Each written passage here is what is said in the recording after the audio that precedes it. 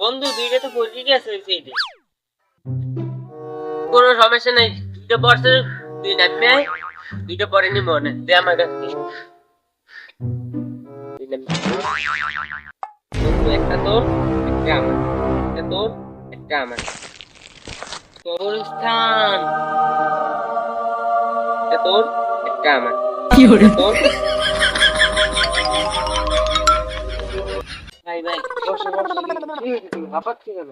বসে কি ভাই, তুই কবরস্থানে দুইটা লাশ ভাগাভাগি করতে আসিস। কি চলো তো দেখি তো।